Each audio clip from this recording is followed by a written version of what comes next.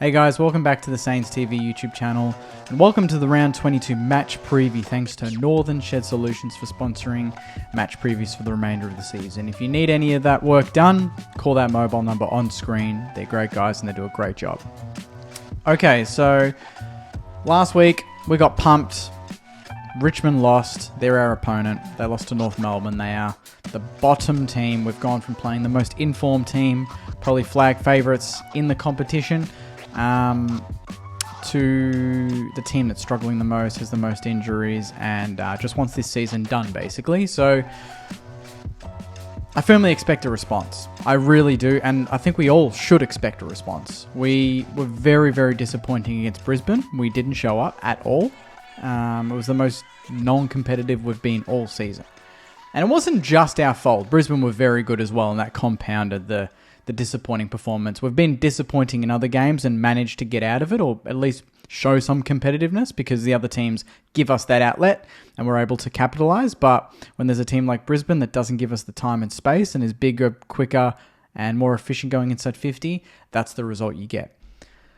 But we are playing Richmond this week, having said that. And Richmond, it's just one of those years, you know, they've had a lot of injuries. They're relying on probably, you know, they're aging stars. Obviously, Dusty announced his retirement and he won't be playing in this game.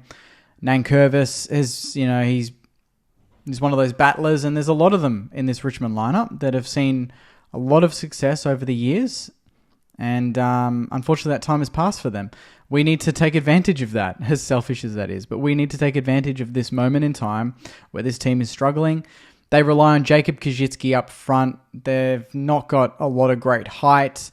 Obviously, Shai Bolton is well shy of his, you know, lofty standards. Last week, I think in the last quarter, when the game was on the line against North, he had one disposal. So he's one that we need to keep an eye on. He was disappointing last week, but he also did kick 4 or 5 against us in Adelaide in Gather Round last time we played them, and that wasn't a great side. That was a tough watch, and we were behind for most of the day, had a blistering third quarter, and saw it out in the fourth. So as much as I say we should be winning this comfortably, these are the games that, you know, can be quite scary and quite a test on the heart, on the old ticker. I guess when we go into this game, it's easy, for me at least, I kind of look at Brisbane and I kind of almost ignore that result and think, okay, that might be the outlier. Let's go back to what we saw maybe the previous 3 or 4 weeks before the Brisbane game. So we need to get the ball into the hands of our best players. We need to kick goals, you know, we need to run and spread, and the opportunities are going to be there. You know, Richmond are not Brisbane. No offense. They're not Brisbane, so I'm not saying we're going to win this game just because Richmond's poor, but they're going to give us opportunities. And for the majority of the season, when teams have given us opportunities, which is not often, we've capitalized. We've taken advantage of the time and space. And I think, you know, there's an opportunity here for us to show some maturity. It's not every day you go from 2 wins in a row being your 2 biggest wins of the season. First time in 12 years that we've done that, won 2 games by over 50 points, kicking over 100 points in both games, and then gone on to lose by 85. That's a proper reality check. You don't get much more real than that. And to come up against Richmond, I think, is an interesting test, because we've gone from trying to amp ourselves to play the best team in the comp to being expected and firm favourites to beat the worst team in the comp. So to me, this says more than just on field. It's what's up here and how we approach these games that we're expected to win, because that's most of the time where we drop off, is against the Norths of recent years, West Coasts, Richmond. You know, even last time we played them, like I said, wasn't a great spectacle. But they have got a lot of proud senior players. So if we're not on, they'll get a sniff, and it'll be one of those games where it's just a slog and it's ugly, and, you know, classic Sunday 320. You don't want to watch the replay after that, whether you win or lose, to be honest. So I don't want to walk away from this game having a win that feels like a loss, and I don't want to walk away this game when it's a loss. I'd like to just see the boys go back to having fun, playing fast football, and respecting Richmond, but not too much. And getting the result, obviously, is the key thing here. In terms of ins and outs, the teams will be out tomorrow night, obviously. Zane Cordy is a test, Max Hall's a test, Jack Hayes is a test. So that's going to be interesting. Jack Hayes has come from nowhere, so whether he plays or not, I don't know. I do think Rowe needs a chop out. I don't know if he needs it this week. If anything, last week would have been handy, but we didn't elect to go with Tom Campbell. Maybe Jack Hayes could offer that.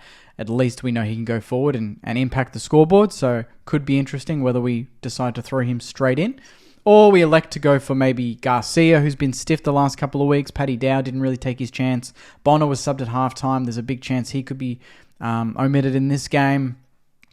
And then you've got potential debutants, whether it's Max Heath or Isaac Keeler, even Ollie Houghton. We need to see some of these blokes. Max Hall could even debut. He's coming back from a back injury, but we'll wait and see there. But it wouldn't surprise me if it's a forced one change or two changes. I don't think Ross is going to go wholesale in this game.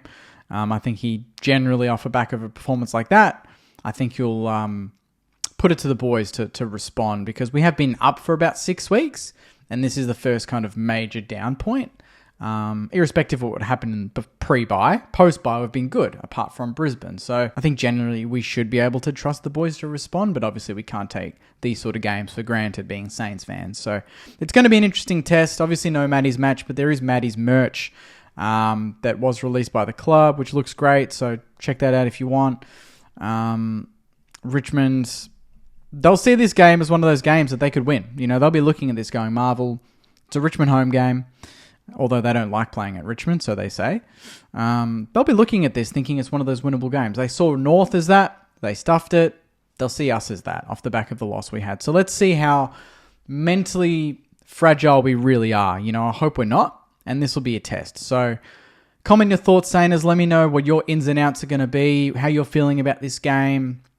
And hopefully the boys can respond and get the chocolates on Sunday, 3:20 p.m. Hopefully a decent turnout as well, although I know Sundays are not the greatest time slots, but when you're playing football like us and you're in 14th place, you get the Sunday slots, and that's the way it is. So I'll wrap it up there, Sainers. Thanks very much. Please like, comment your thoughts, and subscribe, and I'll see you in the next one. Till then, take care, and as always, go you mighty Sainers. See you guys.